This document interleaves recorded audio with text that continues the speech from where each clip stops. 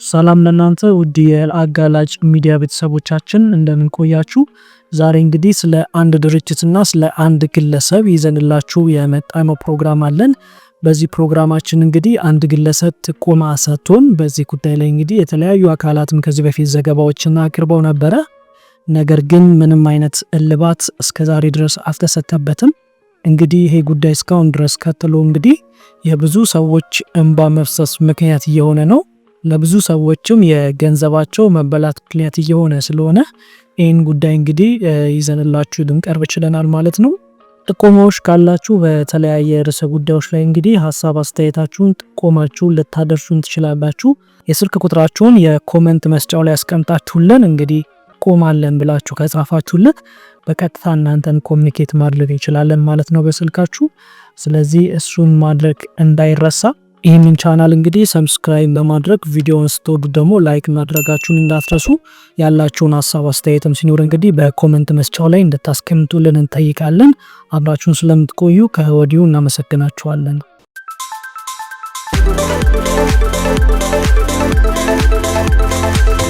ብዙዎች በዚህ ድርጅት እንግዲህ እንባቸው እንደፈሰሰ እንባቸው ፈሶም እንደቀረ ምንም አይነት ካሳም ሆነ ምንም አይነት እልባት እንዳላገኙ ለተለያዩ የህግ አካላት የሚዲያ ተቋማትና ለተለያዩ ጉዳዩ ይመለከታቸዋል ተብለው ለታሰቡ አካላት ቢቀርብም ይሄ ጉዳይ እንግዲህ ምንም አይነት መፍትሄ ከመሰጠት እንዳልቀረ ወይንም የሚዲያ አካላትም ኢቭን ቦታው ላይ ሄደው ዘግበው ምንም መፍትሄ ሊመጣ እንዳልቻለ ብዙ ሰዎች ሲናገሩ ሰጥተናል። የተቋሙ ስም ኢትኬር ይባላል። ኢትኬር እንግዲህ ኢትዮጵያ ውስጥ በንግድ ፍቃድ ወይንም ደግሞ ህጋዊ በሆነ መንገድ ተመዝግቦ እየሰራ ያለ ድርጅት ቢሆንም የተለያዩ የማጭበርበሪያ ዘዴዎችን በመጠቀም ብዙ ሰዎችን እያታለለና ግልጽ የሆነ ዝርፊያ ላይ እንደተሰማራ ነው የታወቀው። የዚህ ተቋም ወይንም ደግሞ የዚህ ድርጅት መስራች የሆኑት አቶ ማቴዎስ ነባ ይባላሉ።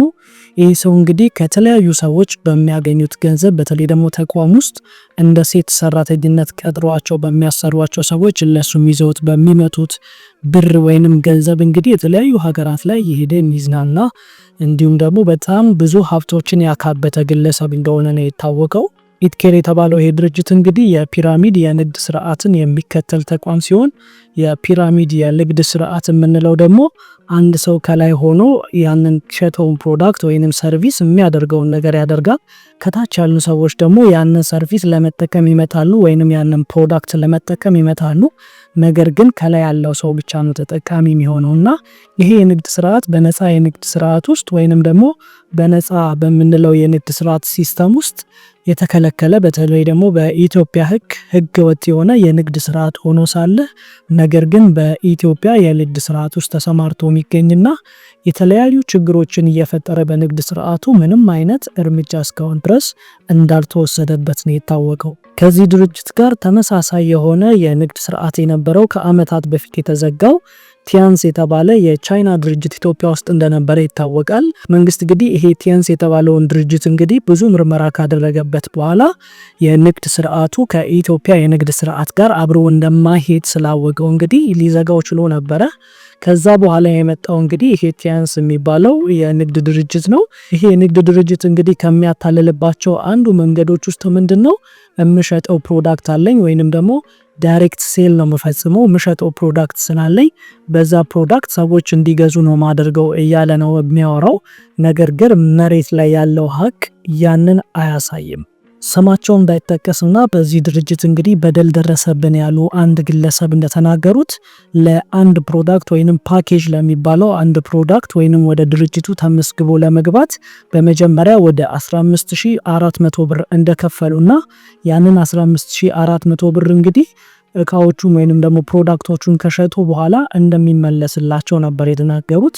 ነገር ግን ያ ሳይሆን ቀርቶ ብራቸውንም ከስረው ከድርጅቱ የተቀበሉት ይህን ፕሮዳክት ማንም ሰው ሳይገዛቸው ቀርቶ ኢቭን ጊዜው እንዳለፈ ነው የተናገሩት ማለት ነው።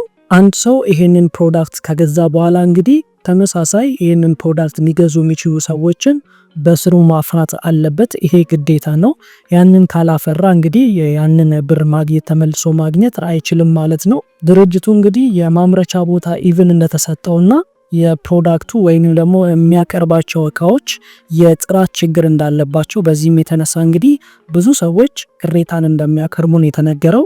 ድርጅቱ በዋናነት የሚያቀርባቸው እንግዲህ የውበት መጠበቂያ መገልገያ እቃዎችን ሲሆን እነዚህ እቃዎች እንግዲህ በጥራት ደረጃ በጣም የወረዱና የኢትዮጵያ እንግዲህ የጥራትና ምግብ ቁጥጥር ኤጀንሲ ሳይቀር ፍቃድ ሳይሰጣቸው አብዛኞቹ እንግዲህ እቃዎች ወደ ገበያ እንደሚቀርቡ የተገለጸው። ይሄ ድርጅት በዋናነት የገቢ ምንጩ እንግዲህ ከፕሮዳክቶች ወይንም ደግሞ እያመረተ ከሚሸጣቸው እቃዎች የሚያገኝ ቢሆንም በዋናነት ግን ስልጠናዎችን ወይንም ደግሞ ትሬኒንጎችን በመሸጥ በዋናነት ገንዘብ እንደሚያካብት የታወቀው።